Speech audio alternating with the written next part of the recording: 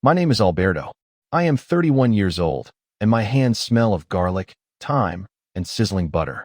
The scent has seeped so deep into my skin that it feels like part of my DNA.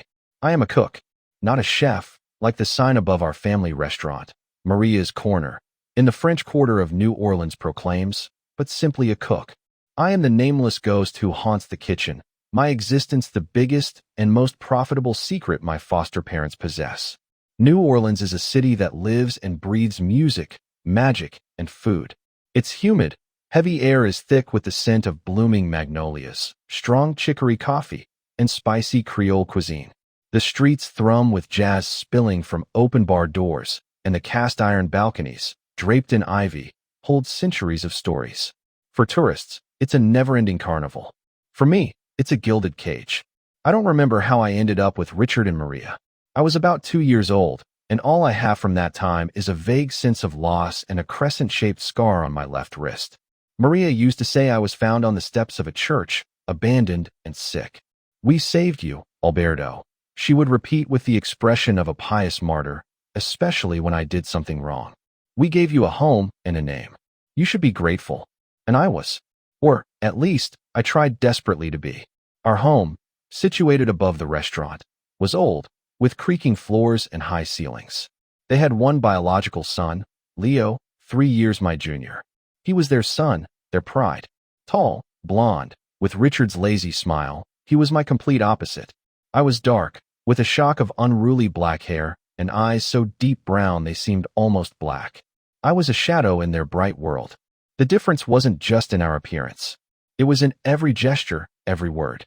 When Leo brought home an average grade from school, Richard would ruffle his hair and say, "That's okay, son. What matters is you tried."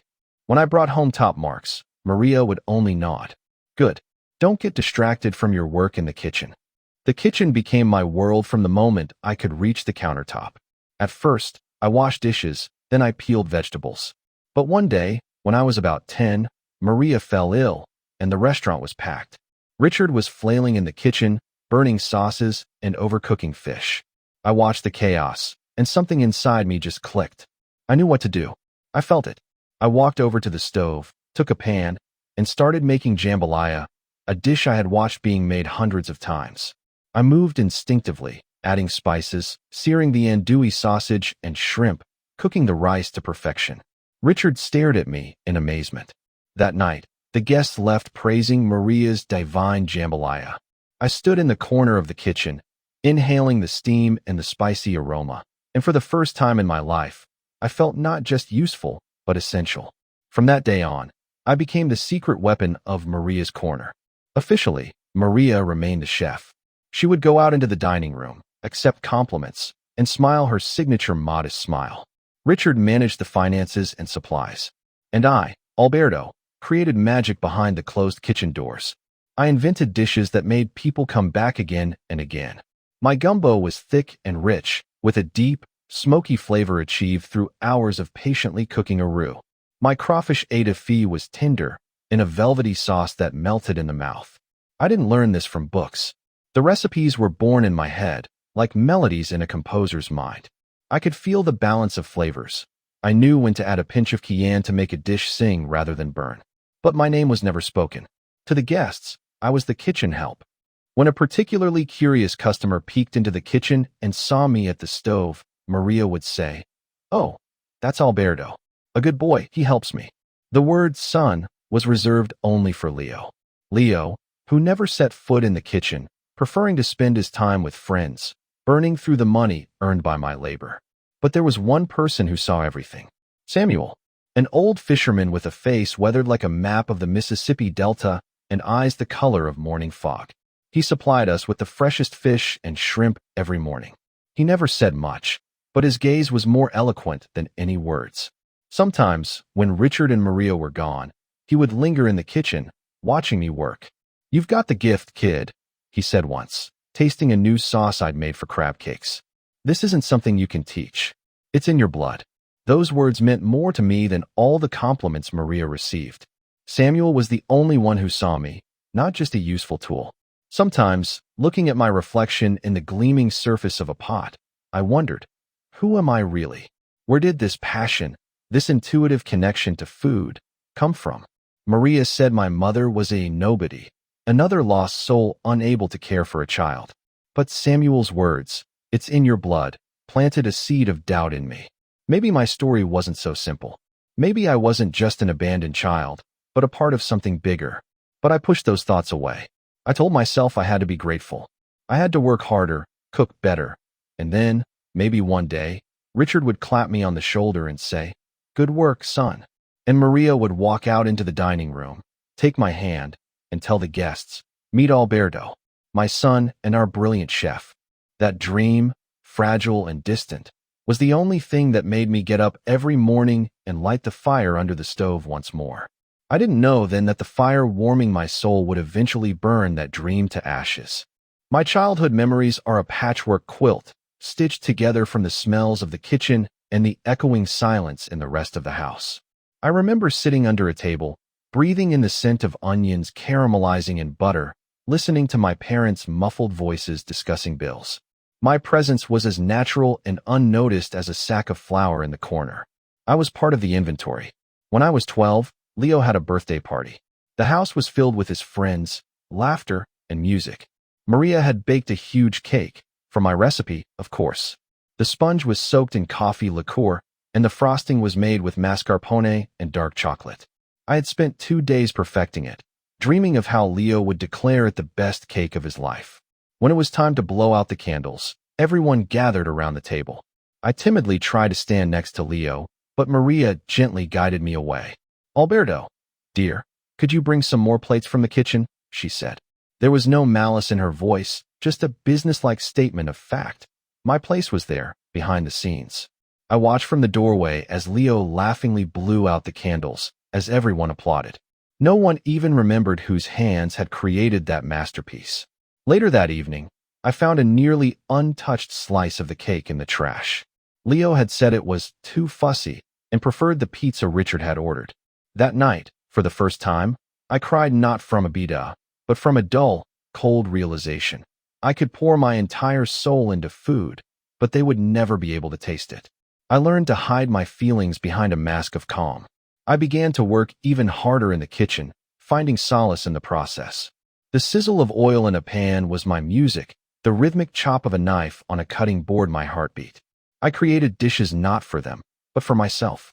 It was my way of speaking to the world, my way of proving to myself that I existed. Once, during the height of hurricane season, when the city was bracing for a storm, a weary tourist wandered into our restaurant. Every other place was closed. We had almost no food left, but Richard couldn't pass up the chance to make money. "Cook him something," he threw at me. I surveyed the leftovers, some day-old rice, a couple of shrimp, half an onion, the dregs of a tomato sauce, and a bunch of parsley. In that moment, it wasn't a cook, but an alchemist who awoke in me. I transformed these humble ingredients into something magical. I made a shrimp risotto, but instead of Parmesan, which we didn't have, I made a crispy breadcrumb topping with garlic and parsley.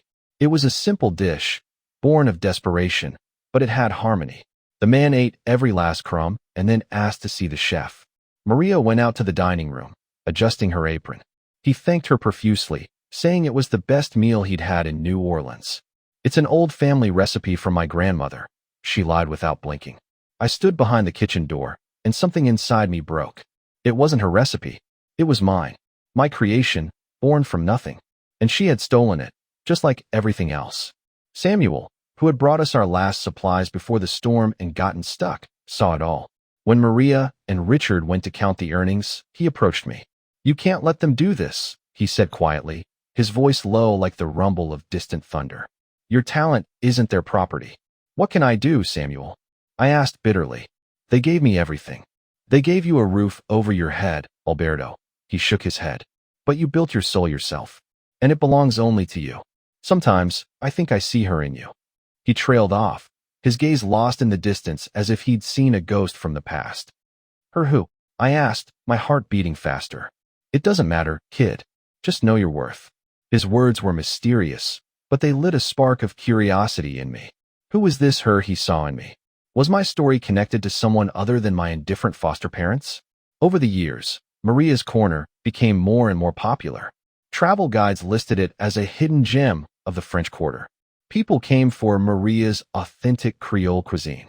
And I continued to work in the shadows, creating dish after dish, each one a small masterpiece and a small lie.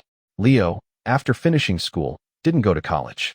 He spent his days driving an expensive car bought with restaurant profits and cycling through girlfriends.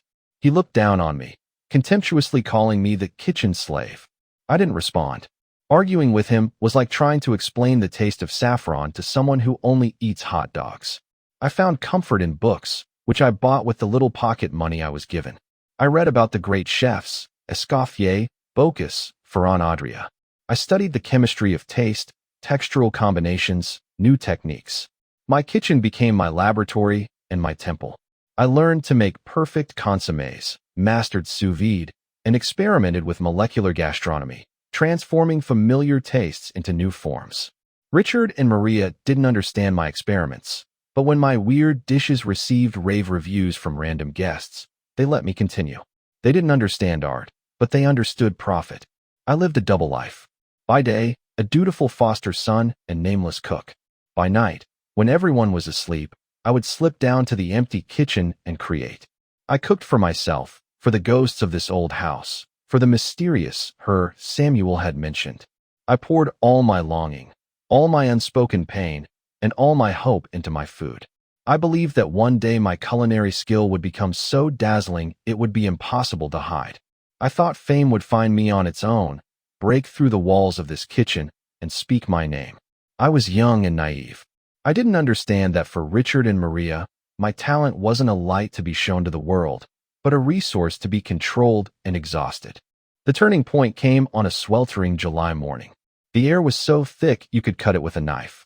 Samuel, delivering the morning's catch, silvery trout and a dozen plump oysters, handed Richard a fresh copy of the Times-Picayune. "Looks like you've got an inspector coming," he said with a sly glint in his eye. In the food and drink section, a small notice read, "Rex Forsyth, the most influential and merciless food critic in the South, nicknamed the Palate Executioner, was spending a week in New Orleans to write a feature on the local dining scene." A greedy fire lit up in Richard's eyes. Maria gasped in fear. Leo, who had just come down for breakfast, yawned lazily. "So what? Just some guy who'll eat and leave," he drawled. "You don't understand." Richard snapped. His review could make us famous nationwide, or destroy us. Anxious tension filled the restaurant all day. Maria bustled about, polishing already clean glasses. Richard recounted the wine stock. And I felt a surge of wild, almost painful excitement. This was my chance. If I could create something so incredible that it would stun Rex Forsyth himself, they couldn't hide me anymore. They would have to acknowledge me. That evening, after the restaurant had emptied, I stayed behind in the kitchen alone. I spread a large sheet of parchment paper on the table and began to sketch. Not a recipe, but an idea. I wanted to create a dish that told the story of New Orleans. Its complexity, its beauty, its soul. The centerpiece of my composition was a fillet of blackened sea bass, cooked skin-on until it was perfectly crisp. It would rest on a bed of dirty rice, not the traditional kind, but my version, with finely chopped duck gizzards, 3 types of bell peppers, and a secret blend of spices. Surrounding it would be a Meunier sauce, based on brown butter, but with a splash of blood orange juice to give it freshness and a hint of sweetness. And to crown it all, pan-fried oysters in the thinnest cornmeal crust and a few drops of vibrant green parsley oil. It was bold. It was complex. It was me on a plate. For the next few days, I was obsessed. I perfected every element. I tried 10 different varieties of rice until I found one that absorbed the broth while remaining distinct. I experimented with the oil temperature for the oysters, chasing the perfect crunch. Maria watched me with distrust. "This is too complicated, Alberto," she'd say. "Let's just make him our proven gumbo." "No," I said firmly.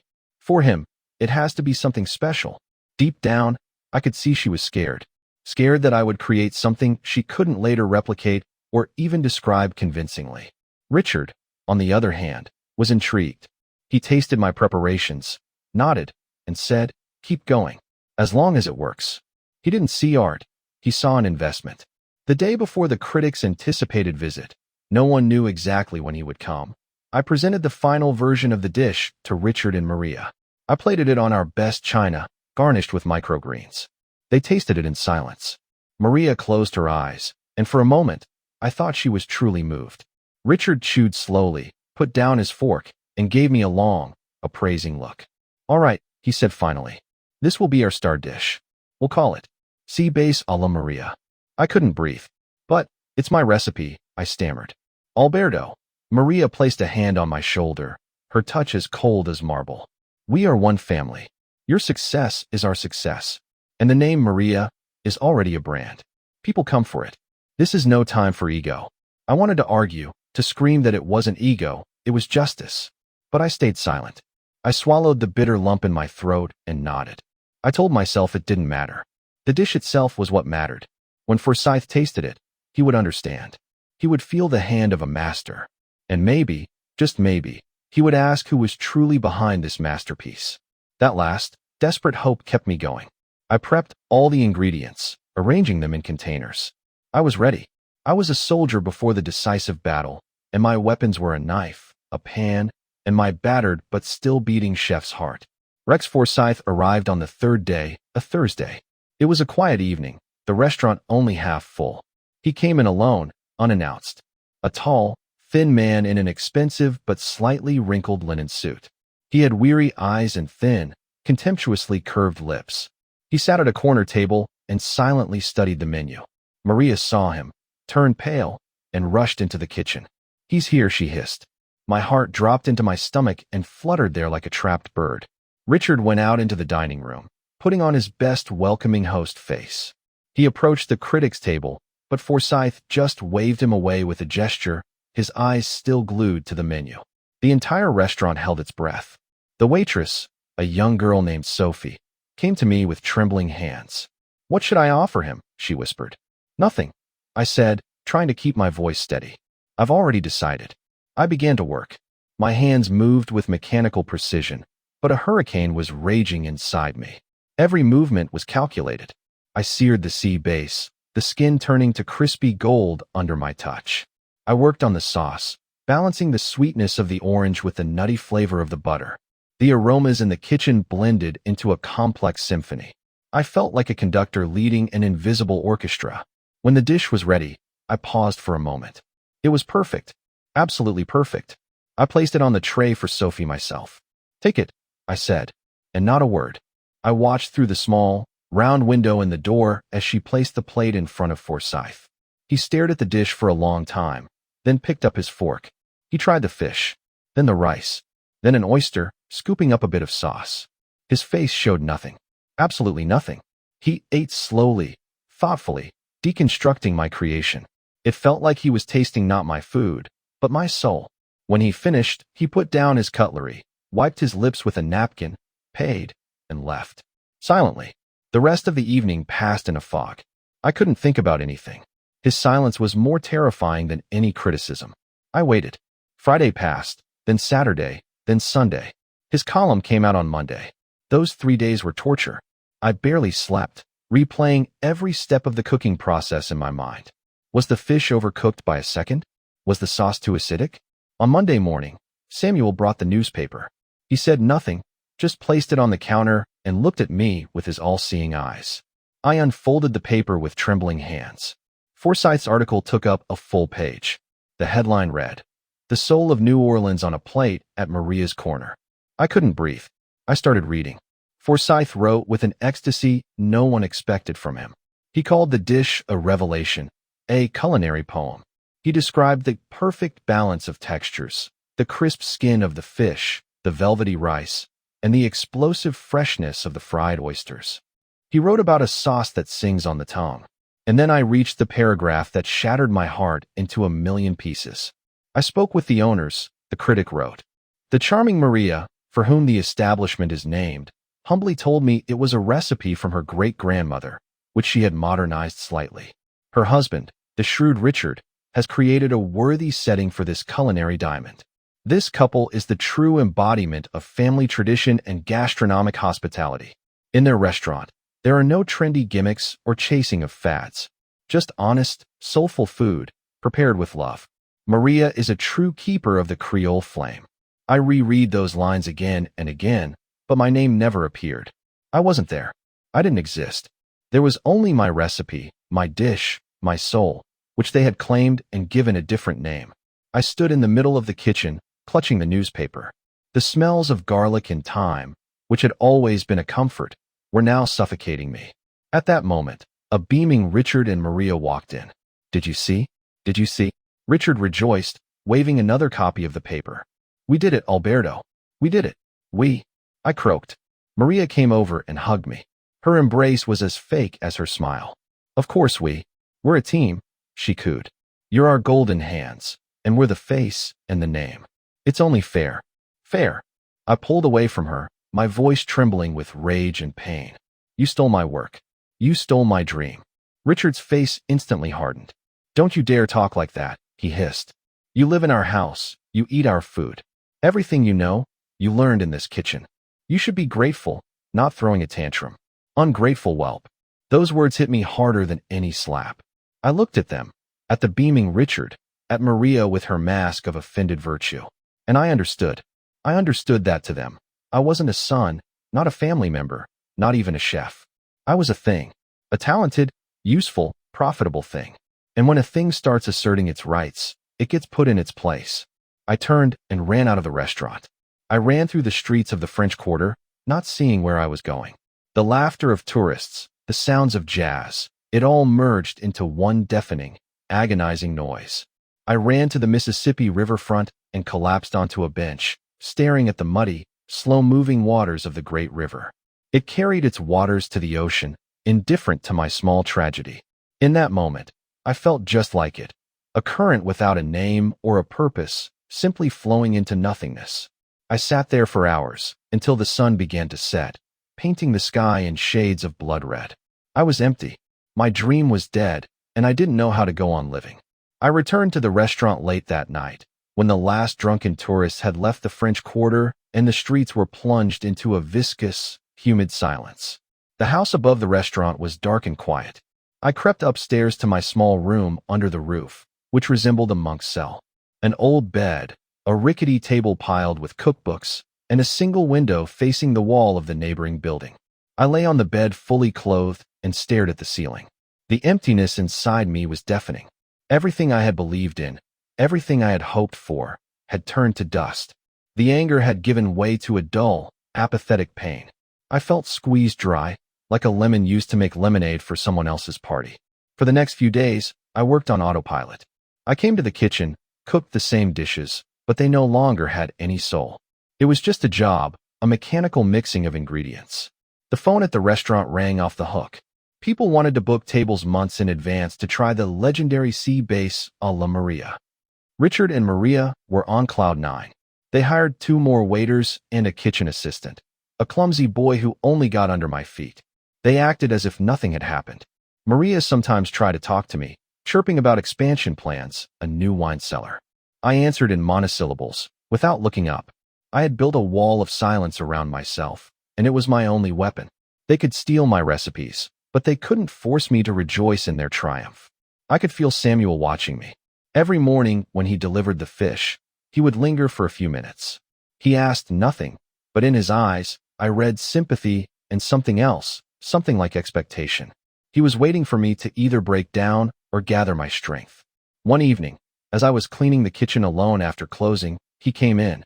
"This is hard on you, kid," he said, sitting on an overturned vegetable crate. I shrugged, continuing to scrub the steel surface of the table. "I'm used to it." "You can't get used to this," he countered. "It's like walking with a stone in your shoe. You can keep going, but every step will be painful.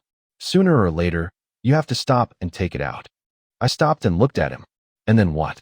"Walk barefoot." A shadow of a smile flickered in his eyes. "Maybe. Or maybe find new shoes." He paused, taking out an old pipe from his pocket that he never lit, only twirled in his hands. "I knew a woman once. A long time ago. She was a painter. Talented as the devil himself. Everything she touched turned to beauty. But she gave her heart to the wrong man and lost everything. Her family, her home, her future." I listened, not understanding where he was going with this. "What happened to her?" I asked. "She fought. She painted, even when she had no money for canvas. She painted on scraps of cardboard, on the walls of abandoned houses. Because she couldn't not paint. It was her essence. Your gift, Alberto, He looked me straight in the eye. It's the same. It's your essence. Richard and Maria can put their names on your paintings, but they can never learn to paint like you. Because it's a legacy. It's what flows in your blood. Those words again. Legacy. Blood. My mother was a nobody, a lost soul. That's what Maria had said. But Samuel was talking about a talented painter. My heart began to pound. Samuel, my voice was barely a whisper. Who was my mother? He slowly shook his head. Not yet, Alberto. The truth is a heavy burden. You have to be strong enough to carry it. And right now you're weak. His words angered me. I'm not weak. You are, he repeated calmly. You've let them put out your fire. You cook like a robot. Where's the magic that was in your hands? Where's the passion? Until you find it again inside yourself, the truth will destroy you. He stood up and headed for the door. When you're ready, you know where to find me. He tossed over his shoulder and disappeared into the night.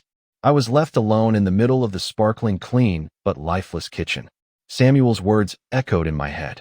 He was right. I had let them win. I had let them take not only the glory but also my love for what I did. I couldn't sleep that night. I thought about the mysterious painter, about my legacy. I thought about the wall I had built around myself. Samuel said I had to find my fire. But how do you find it when all around you is ash? I got out of bed, went down to the kitchen, and turned on the light. I opened the refrigerator and started taking out ingredients. I didn't know what I was going to make. I just took whatever my hand reached for. Eggs, flour, butter, a pinch of saffron. I worked all night, like a man possessed. I didn't think about Richard, Maria, or Rex Forsyth. I thought only about the process. I kneaded the dough, feeling it come to life under my fingers. I rolled it into the thinnest, most transparent sheets, like dragonfly wings. I prepared a filling of ricotta, spinach, and nutmeg. By morning, hundreds of perfect, tiny raviolis sat on the table. I didn't make them for the restaurant, not for sale. I made them for myself, to prove to myself that my gift was still with me, that it was my essence, as Samuel had said. And when I tasted one, boiled in salted water and drizzled with melted sage butter, I felt something warm and alive begin to flow through my veins again. It wasn't triumph. It was a quiet, timid hope. The fire hadn't gone out. It was just smoldering under a layer of ash, waiting for its moment. The hope I felt that night proved to be as fragile as a spun sugar thread. I continued to work, but the wall between me and my foster parents grew taller and thicker. The restaurant was thriving. Richard bought himself a new watch, and Maria bought an expensive dress for some charity gala they were attending. Leo crashed his car and immediately got a new, more expensive one. I, meanwhile, continued to receive my meager allowance and live in the garret under the roof. I started noticing Richard on the phone more often, talking to men in expensive suits. They would sometimes come to the restaurant during the day when it was closed, having long meetings in his office. At these times, Maria would become particularly nervous and fidgety. I didn't pay it much mind. I was too absorbed in my own inner world, trying to rebuild what had been destroyed. I experimented with new dishes, but I no longer showed them to my parents. I cooked them for myself and for Samuel, who had become my sole taster and critic. Now, this is more like it, he'd say, tasting my roasted corn soup with crab meat and chili oil. I began to save money. Every coin, every bill I could scrape together. I hid it in an old cookie tin under a loose floorboard in my room. I didn't know why I was doing it. An instinct just told me I needed to have something of my own, something they didn't know about. The climax came at the end of summer. The rainy season was in full swing. Downpours lashed the roofs, turning streets into murky rivers. On one such evening, when the restaurant was nearly empty due to the weather, Richard and Maria were closed up in the office. Leo was out with his latest girlfriend. I had finished my work in the kitchen and was heading upstairs when I heard their voices through the slightly ajar door. I didn't mean to eavesdrop, but a fragment of a sentence from Richard made me freeze. The deal is almost closed. The price is excellent, thanks to that critic. They're willing to pay half again what we asked for. My heart skipped a beat. A deal? What deal? I pressed myself against the wall, trying not to breathe. And what will we tell Alberto? Maria's voice was full of concern, but not a mother's concern. It was the voice of a business partner discussing a problematic asset. What do we have to tell him? Richard replied irritably. Nothing. We sell the restaurant and leave. We'll start a new life in Florida, open something smaller for ourselves. Without all this. All this was me. But, Richard, we can't just abandon him, Maria protested. and for a second, a spark of hope ignited in me. He's our main secret. The buyers think I'm the one cooking. What will they do without him? That's not our problem anymore. Richard cut her off. We're selling the Maria's Corner brand and the recipes. The contract is cleverly drafted. They can't change the concept for the first 6 months.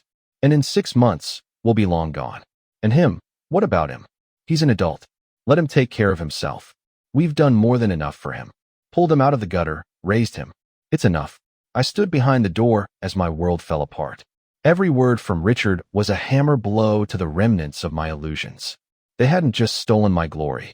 They had used me, my talent, my soul, to inflate the price of their business, and now they were going to throw me away like a used napkin. Florida, a new life. And me? There was no place for me in their plans. I was a nuisance, a problem to be disposed of. I staggered back from the door, afraid they would hear the frantic pounding of my heart. I backed down the hallway and slipped out onto the street, into the pouring rain. I didn't feel the cold drops lashing my face. A fire was raging inside me, so hot it could have dried an ocean. Betrayal. That's what it was. Not what happened after the critics article. That was theft. This was betrayal. Cold, calculated, cynical. I wandered through the deserted streets, one thought hammering in my head. Samuel. He had told me to come when I was ready. I think I was ready. I was more ready than I had ever been. His boat, the Sea Witch, was docked at an old pier on the edge of town. I found him in the tiny cabin, which smelled of salt water, tobacco, and strong coffee. He was mending a net by the light of a kerosene lamp. He looked up at me, and I didn't have to say a word. He understood everything from my face. They did it, didn't they? He asked quietly. I nodded, unable to speak. I sat on a crate across from him, and I began to shake. Not from the cold, but from the shock and rage that finally broke through. They're selling everything, Samuel. I managed to force out. They're leaving. And me. They're just leaving me behind. He put down the net, his face grim. He looked at me for a long time, and then he said the words that would forever divide my life into before and after. Then it's time. It's time for you to know who you are, Alberto, and why your talent is not a curse, but the greatest gift you have. Your mother was not a nobody. Her name was Isabella, and she loved you more than life itself. Samuel's words hung in the cramped space of the cabin, muffling the sound of the rain outside. Isabella. The name was beautiful, like music. It didn't fit the image of a lost soul Maria had painted. I stared at Samuel, a million questions swirling in my mind. Who was she? Where was she? Why did she leave me? As if reading my thoughts, he handed me an old, worn flask. Drink. This is going to be a long story. The brandy burned my throat, but brought a strange, numbing calm. I listened as Samuel spoke. His voice was steady and quiet, as if he were retelling an old legend he knew by heart. I met Isabella almost 32 years ago, he began. She wasn't from around here. She came to New Orleans from New York. Her family, the Thorntons, were one of the wealthiest and most influential in the city. Old money, galleries, real estate. They were kings. And Isabella was their princess. But in her soul, she was a rebel. And an artist. God, what an artist she was. She saw the world differently. She saw colors and sounds, music and lines. She ran away from her family, from their plans to marry her off to some banker's son. She wanted freedom. She wanted to paint. He explained that Isabella had settled in the French Quarter, rented a tiny studio, and thrown herself into her art. She was dazzlingly talented and full of life. And of course, she fell in love. His name was Marco. He was a street musician who played the guitar so beautifully it could make stones weep. He was handsome, charming, and poor as a church mouse. To her, he was the embodiment of the freedom she was looking for. Samuel continued, his gaze darkening. To him, she was a ticket to a better life. I saw it, but she was blinded by love. When her family found out about them, there was a huge scandal. Her father came down here, tried to take her away by force, offered Marco money to leave her. But Isabella was stubborn. She chose love. And then her father did a terrible thing. He cut her off from everything. Money, inheritance, family name. He said that to him. She was dead. Isabella and Marco were left on their own. At first, everything was fine. They were young, in love, and free. But when Isabella got pregnant, everything changed. Marco, realizing there would be no golden windfall from her family, and that the prospect of raising a child in poverty didn't appeal to him, showed his true colors. He just disappeared one morning, Samuel said bitterly. Left a note saying he wasn't cut out for family life. Isabella was left alone, pregnant, penniless, without family, with a broken heart. I listened, and it felt like I was hearing a story not about a stranger, but about myself. The loneliness, the desperation, the betrayal, it was all painfully familiar. She was on the edge, Samuel continued. She worked as a waitress, scrubbed floors, but there was never enough money. I helped her where I could, brought her fish, fixed her leaky roof. She was proud, rarely accepted help. But when you were born, she knew she couldn't do it. She would look at you, so tiny, and realize she couldn't give you the life you deserved. She was afraid you would starve with her. My throat tightened. I pictured her, young, alone, with a baby in her arms, in this cruel, indifferent city. She made the hardest decision of her life. Samuel's voice cracked. She decided to leave you, just for a while. To get back on her feet, to become a mother you could be proud of. She knew Richard and Maria. Back then, their little restaurant was barely making ends meet, and they desperately wanted a child but couldn't have one. Isabella came to me and begged me to talk to them. She asked them to take care of you, promising she would come back as soon as she could. Samuel took an old leather pouch from his pocket, untied it, and pulled out something wrapped in a handkerchief. He unfolded the cloth. On his palm lay an antique silver locket on a thin chain. It was tarnished with age and slightly dented. She left this for you, he said, holding it out to me. She asked me to give it to you when you were ready. I think now is the time. My fingers trembled as I took the locket. It was warm from Samuel's hand. I struggled to open it. Inside, under a scratched piece of glass, was a tiny, faded photograph. A young woman with a mass of dark hair like mine and huge, sad eyes. My eyes. She was incredibly beautiful, and a faint, painful smile played on her lips. On the other side of the locket, hidden beneath the photo, was a tiny piece of paper, folded several times. A note. She didn't want Richard and Maria to know she planned to return, Samuel explained. She was afraid they wouldn't give you back. So she left this with me. She left that same day. Said she couldn't bear to say goodbye. She wrote to me a few times, then the letters stopped. I don't know what happened to her. If she's even alive. I wasn't listening to him. I was unfolding the tiny note.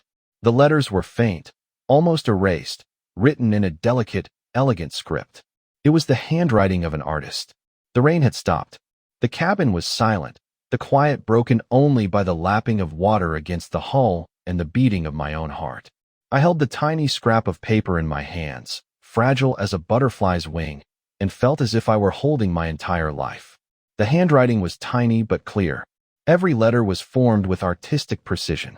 I held the note closer to the kerosene lamp and began to read. My son, my light, Alberto. If you are reading this, it means you have grown, and I have not kept my promise. Forgive me. Please know that the decision to leave you is the deepest wound in my soul, and it will never heal. I am not leaving you because I don't love you. I love you more than the stars in the sky, more than all the colors in the world. I am leaving you precisely because I love you. I can give you nothing but my poverty and my pain. And you deserve everything. You deserve a warm home, a full life, and laughter. The family who will take you seems good. Samuel says they will love you. I am praying to all the gods I never believed in that this is true. I am not leaving to forget you, but to become worthy of you. I will reclaim my life, my name, my art. I will build a world for us where no one will dare to hurt us. I will come back for you, my boy. I swear it. Wait for me. If something happens to me, if I cannot return, know this, you are not a mistake. You are my finest creation. Your father was a musician, and I am a painter. The blood of creators flows in you. Don't let anyone extinguish your fire. Live. Create. Be happy. That is all I ask. Below this letter is a name and a city. It is the place I am going. It is my only chance. If years pass and I am still not back, find me. Please. Forever yours, Mama. Isabella. Beneath the signature, it read, Isabella Thornton. Portland, Oregon. I finished reading and looked up at Samuel. Tears were streaming down my cheeks, mixing with the rainwater on my skin, but I didn't notice them. This letter changed everything. She hadn't abandoned me. She had saved me. And herself, for me. All the pain, all the humiliation, all the bitterness I had stored up for years suddenly made sense. I was not a mistake. I was her finest creation. Portland, Oregon. I whispered. A faraway city, Samuel nodded. She said she had a distant relative there who promised to help. That's all I know. I tried looking for her a couple of times, but Thornton is a common name. I looked again at the photograph in the locket, at her face. Now I saw not only sadness in it, but also incredible strength and determination. She was a fighter, just like me. My culinary gift, my passion, it was her legacy, the legacy of an artist. I suddenly understood why I had always felt food so deeply. For me, it was not just a craft. It was art. I was painting with flavors on the canvas of a plate. I told Samuel about Richard and Maria's plans, about the sale, about Florida, about how they were going to leave me behind. The old man's face hardened. Scoundrels, he growled. They not only deceived her, they deceived you too. Did they know she was coming back? She wrote that they weren't supposed to know. I replied. So they just used you. From the very beginning. The anger I had felt before was replaced by a cold, clear resolve. I was no longer a victim. I was the son of Isabella Thornton, and I wouldn't let them get away with it so easily. I returned home before dawn. Everything inside was quiet. I went to the kitchen, my territory. I took my best knife, my books filled with recipes and notes I'd kept for years. I gathered my few belongings and the cookie tin with my money. And then I did what I had to do. I went to Richard's office, found the folder with the documents for the sale of the restaurant, and took it. I wasn't going to blackmail them. I just wanted to rob them of the ability to close the deal quickly and quietly. When Richard and Maria came down in the morning, I was waiting for them in the restaurant. I was sitting at their favorite table, and on it lay the folder with the documents and the silver locket. They froze when they saw me. Fear and confusion were written on their faces. What is the meaning of this, Alberto? Richard asked, trying to sound authoritative, but his voice trembled. It means I know everything, I replied calmly. About the sale, about Florida, about everything. Maria gasped and covered her mouth with her hand. But how did you? It doesn't matter. I cut her off. What matters is this. I held up the locket. My mother's name was Isabella. She left me with you because she trusted you. She believed you would love me. We did love you, Alberto, Maria exclaimed, her eyes filling with tears, but I knew they were tears of fear, not remorse. We gave you a home. You gave me a bed and a job. My voice was as cold as steel. You used me. Every day for almost 30 years. But that's over. I stood up. I was taller than both of them, and for the first time in my life, I felt not like a foster kid, but like the master of the situation. I'm leaving. I'm taking my recipes and my notes. You were selling a restaurant based on my work? Well, now you don't have it. Go ahead. Try to make my sea base a la Maria yourselves. Let's see what your buyer says when he tastes your cooking. Richard's face turned purple with rage. You can't. Those recipes belong to the restaurant. Those recipes belong to me. They're in my head and in my hands. And I'm leaving. I'm going to find my mother. I turned and walked towards the door, leaving them standing in the middle of the empty dining room, next to a folder that was now worthless. At the threshold, I turned back. And one more thing. Don't look for me. Ever. I stepped out into the street, into a new day. The air after the rain was fresh and clean. I took a deep breath. I didn't know what awaited me in Portland, whether I would find Isabella, but I knew one thing. I was no longer a nameless ghost in someone else's kitchen. My name was Alberto Thornton, and I was going home. The journey from New Orleans to Portland is more than just a change of time zones. It's a journey across America, through its soul. I rode an old bus, watching out the window as the humid, swampy landscapes of Louisiana gave way to the sun-scorched plains of Texas, then the majestic mountains of Colorado, and finally, the endless green forests of Oregon. The whole country drifted past me, and I sat there, clutching the locket in my pocket, thinking of only one thing. What would I say to her if I found her? Over the 3-day journey, I replayed hundreds of scenarios in my head. In one, I screamed at her, blaming her for my years of loneliness. In another, I wept silently on her shoulder. In a third, we just looked at each other, no words needed. The closer I got to Portland, the stronger my fear grew. What if she didn't want to see me? What if she had a new family, a new life where there was no room for me? What if she had become a completely different person from the woman in the photograph who swore to return? Portland greeted me with a cool, drizzling rain and the smell of wet pine. The city was the complete opposite of New Orleans. Quiet, green, reserved. Instead of jazz, there was indie music, and instead of the riot of Creole spices, The air carried the aroma of freshly brewed coffee. I rented a room in a cheap motel on the outskirts and spent the next day searching. I called every art gallery in the city, asking if they knew a painter named Isabella Thornton. Everywhere, the answer was no. My heart sank with each rejection. By evening, I had almost given up. I was sitting in a small cafe, flipping through a phone book, a hopeless task in the 21st century. And then I saw it. Not Isabella Thornton, but I Thornton Gallery. I couldn't breathe. I found the address. It was downtown, in the trendy Pearl District.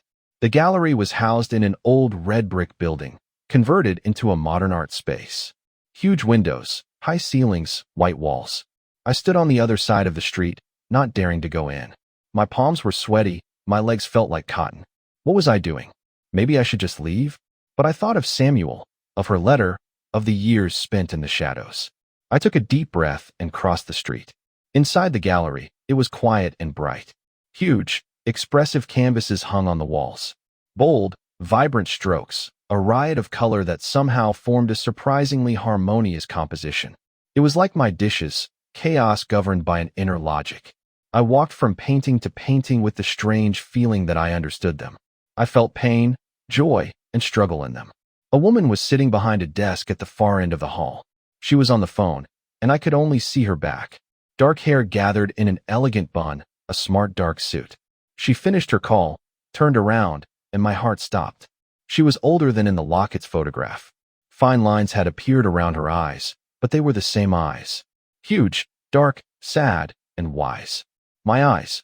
She saw me and smiled a polite, professional smile. "Can I help you?" Her voice was low and velvety. I opened my mouth, but no words came out. I just stood there, staring at her. The smile on her face slowly faded, replaced by confusion, and then recognition. She wasn't looking at my face. She was looking at my hands. Specifically, at my left wrist, which I was unconsciously rubbing. At the crescent-shaped scar. Her eyes widened with terror and hope. She slowly rose from behind the desk, leaning on it as if she were afraid of falling. "No," she whispered. "It can't be." I took a step toward her. I pulled the locket from my pocket and held it out to her on my open palm. She looked at it, then back at me. A tear rolled down her cheek. One, then another.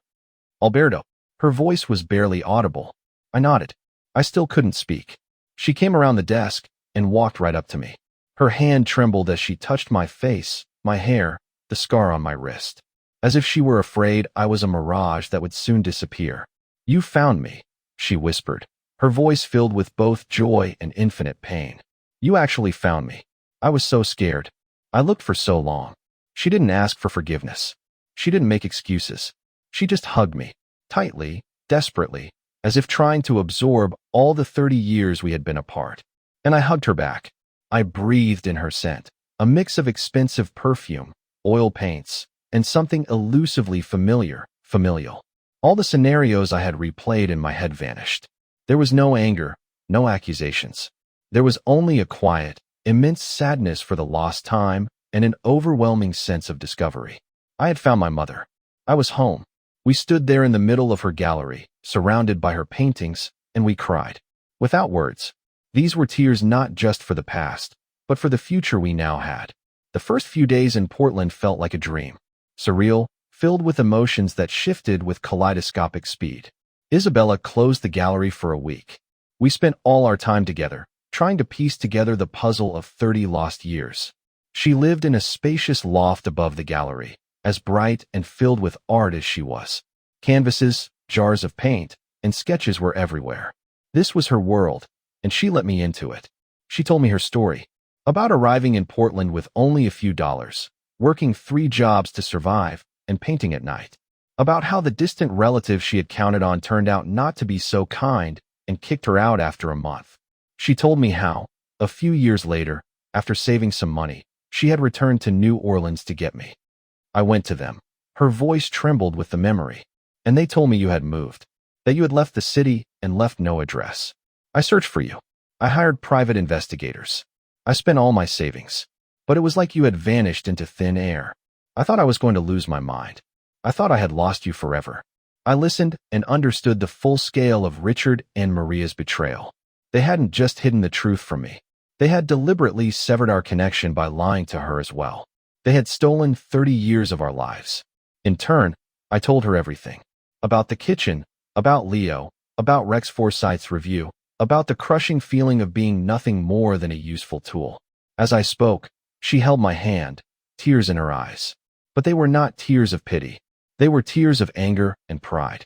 They couldn't break you, she said when I finished. You found your own way to create, even in a cage. You are my son. You have my fire. We were getting to know each other all over again. I cooked for her, and she watched me work with the same admiration I had for her paintings. You don't just mix ingredients, she said once, tasting my wild mushroom risotto. You're telling a story on the plate. Every flavor has its color, its texture. It's so much like painting. She showed me her old sketchbooks, and in many of them, there was me, a baby sleeping in a cradle, my tiny hands, my profile. She had been drawing me from memory all these years so she wouldn't forget. Looking at these drawings, I felt my old wounds begin to heal. I had never been alone. All this time, she had been with me, in her thoughts, in her heart, in her paintings. Isabella wanted me to live with her, offered me money, help with opening my own restaurant. But I refused. I have to do this myself, I told her. Just like you did. I want to prove to myself that I can stand on my own 2 feet. She understood. In this, we were also alike, stubborn, proud, and independent. I found a job. Portland was famous for its food scene, but I didn't apply to the fancy Michelin-starred restaurants. I got a job as a sous chef in a small family bistro called Time and Honey. It was run by an elderly couple, Martha and David, who cooked simple, honest food from local farm ingredients. They weren't chasing fame. They just loved feeding people. I started from the bottom. I peeled vegetables, prepped ingredients, worked the line.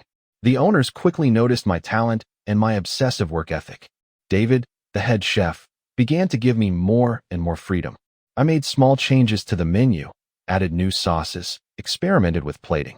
I felt the joy of cooking again, the joy of creating without the fear of it being stolen. I rented a small studio apartment near the bistro. In the evenings, I would go to Isabella's. We would have dinner, talk, or just sit quietly together, each busy with our own work. She painting, I reading. It was a calm, peaceful happiness I had never known. I called Samuel. I told him I had found her, that she was alive. The old man cried on the phone. I knew it. I believed this story had to have a happy ending, he said. He told me that Richard and Maria had never been able to sell the restaurant. Without my recipes and my labor, it quickly lost its fame. The buyers backed out of the deal. They were left with nothing but a failing business and a bad reputation. I felt no satisfaction, only emptiness. They got what they deserved. Their story, for me, was over. But my new life was just beginning. I was learning to be a son, learning to accept love without expecting to have to pay for it. I was learning to trust. Isabella was patient. She understood my scars ran deep. She gave me space, but was always there. One day, she brought one of her paintings to the bistro and hung it on the wall. It was an abstract landscape in warm, golden tones. This is New Orleans at dawn, she said. I painted it years ago when I thought I would never find you. It was full of sorrow. But now that you're here, all I see in it is hope. I looked at the painting, and it felt as if I could taste that morning.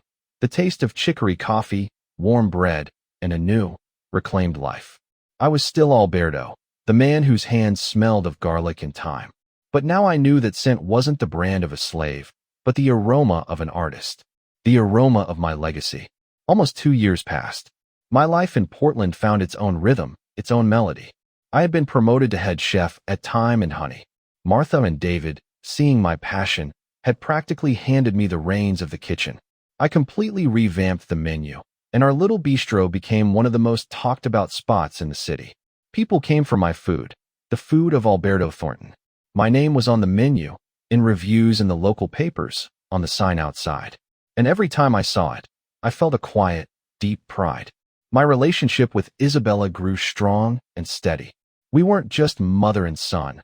We were friends, kindred spirits, 2 artists who spoke the same language.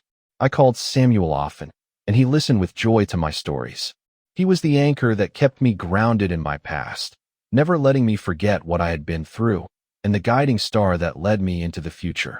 Then, one rainy autumn evening, as I was finishing service, my phone rang. An unknown number with a New Orleans area code. I hesitated, but something made me answer. Hello, I said. A voice I hadn't heard in 2 years, but one I would recognize anywhere, came from the other end. Maria's voice. It was different, not imperious or sickly sweet, but broken, pathetic. Alberto, is that you? Yes, I answered coldly. Alberto, son. She began. I'm not your son. I cut her off. There was a silence on the line. Then she continued, her voice trembling. I'm sorry. Alberto, we need your help. We're in trouble. She told me their business had gone from bad to worse. The restaurant was on the verge of bankruptcy. Richard was deep in debt. Leo, cut off from his allowance, had gotten involved with a bad crowd. We've lost everything, Alberto. Everything. Richard is sick, his heart. The doctors say it's the stress. I listened without any sympathy. These were strangers, with strangers' problems. Why are you calling me? I asked. The recipes, she blurted out. Your recipes. Please, Alberto, send them to us. At least the recipe for that sea base. Maybe we can fix everything. You can't be so cruel. We raised you. This was the final test for me. The moment of truth. The old me, the boy from New Orleans who desperately sought their approval, might have wavered. He might have felt a pang of guilt, of responsibility. But I was no longer that boy. I looked across the dining room at Isabella's painting hanging on the wall, at its warm, hopeful colors. I remembered her letter, her vow. I remembered Richard's cold voice saying they should just abandon me. Maria, I said, and my voice was calmer and firmer than ever before. You still don't understand anything. It's not about the recipes. You could write down every ingredient, every gram, but you would never be able to cook those dishes. Why? She whispered. Because my soul was in them. And you can't write that down on paper. My pain was in them, my hope, my love for what I do. And you have none of those things. You only have greed. And it has destroyed you. Goodbye, Maria. I hung up before she could reply. I blocked their number. That was it. The chapter of my life titled Richard and Maria was closed. Permanently and irrevocably. I felt neither hatred nor gloating. Only a faint sadness for how blind and empty people can be. An immense relief. I was free. I told Isabella about the call that evening. She listened in silence, then came over, hugged me, and said, I'm proud of you. You made the right choice. You chose yourself. Later, when I was alone, I took out the old cookie tin where I had once hidden my savings. Now, I kept the locket and my mother's letter inside. I reread her words. Don't let anyone extinguish your fire. I hadn't let them. My fire was burning brighter than ever. And now it warmed not only me, but also those who were truly dear to me. I realized that forgiveness is a complicated thing. I didn't know if I could ever fully forgive Richard and Maria for the stolen years. But I forgave myself. I forgave myself for letting them use me for so long. I forgave myself for looking for love where there was none. And that was the most important forgiveness of all. The next day, I came to work with a new idea. I approached Martha and David and said, I want to buy your bistro. I want to give it my name. I'm ready. They looked at each other and smiled, as if they had been waiting for just that. The sign above the door now reads, Alberto's. Simple and unpretentious. My name, my place, my story. 5 years have passed since that call from Maria. I bought time and honey, preserving its cozy atmosphere but pouring my entire soul into it. It's no longer a bistro that cooks from someone else's recipes. It is my home, my stage, my gallery. Every night, the dining room is full. People come not just to eat. They come for an experience, for the stories I tell and the language of flavors. My menu has a dish called Isabella's Legacy. It's a variation of that same sea base, but now it has become more complex, more refined. It holds not only the notes of pain and struggle, but also the joy of reunion and a quiet strength. It's the most popular dish in the restaurant. Isabella often dines with me. She sits at her favorite table by the window, with a view of her painting on the wall. Sometimes she brings friends, artists, writers, musicians. Our restaurant has become a gathering place for the creative souls of Portland. We talk about art, about life, about the future. Looking at her, laughing, beautiful, full of life, I understand that our reunion has healed not just me, but her as well. We gave back to each other what was taken from us. Last summer, Samuel flew out for a visit.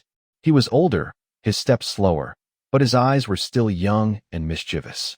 I prepared a true feast for him. He sat in my kitchen, just as he used to in New Orleans, tasting every dish and nodding silently.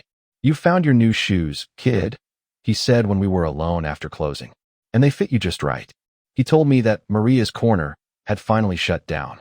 Richard and Maria sold it for pennies and left town. No one knew where they went. Leo, rumor had it, ended up in jail for some kind of fraud. Their story ended as it was always bound to, in a collapse built on lies. I no longer felt anything for them. They had become just a faded photograph from a distant past that no longer caused pain. My life now is full. I have work that I love, which brings me not just an income but joy. I have a mother who has become my best friend. I have friends who value me for who I am, not for what I can do for them. I stand in the middle of my restaurant after another hectic evening. The air is still filled with the aromas of food, wine, and happy conversation. I run my hand over the cool steel surface of the table where I create my magic. My hands still smell of garlic and thyme. But now, for me, this scent is a symbol not of slavery, but of freedom. A symbol that I am where I belong. Looking back on my journey, I realize it wasn't about finding a family or recognition. It was about finding myself. I thought I needed a home that others would give me. But it turns out, a true home is something you build yourself, inside you. It's your self-worth, your principles, your inner fire. If I could give advice to someone who feels lost, like an outsider, out of place, I would say this: don't look for your reflection in other people's eyes. Look inside yourself. Your greatest gift, your uniqueness, is already there. It might be buried under layers of pain, resentment, and others' expectations, but it exists. And only you can uncover it. Don't be afraid of the truth, no matter how bitter. The truth can hurt, but it can also set you free. And most importantly, forgive. But first and foremost, forgive yourself, not others. Forgive yourself for trusting the wrong people. Forgive yourself for doubting yourself. Forgiveness isn't for them. It's for you. It's the key that unlocks the door to the future. My story continues. I don't know what lies ahead. Maybe I'll open another restaurant. Maybe I'll write a book. Maybe I'll meet a woman with whom I'll want to build my own family. But I'm no longer afraid of the future, because I know who I am. I am not an abandoned child or a nameless cook. I am Alberto Thornton, the son of a painter. And I am writing the story of my own life, on the purest and most beautiful canvas I have.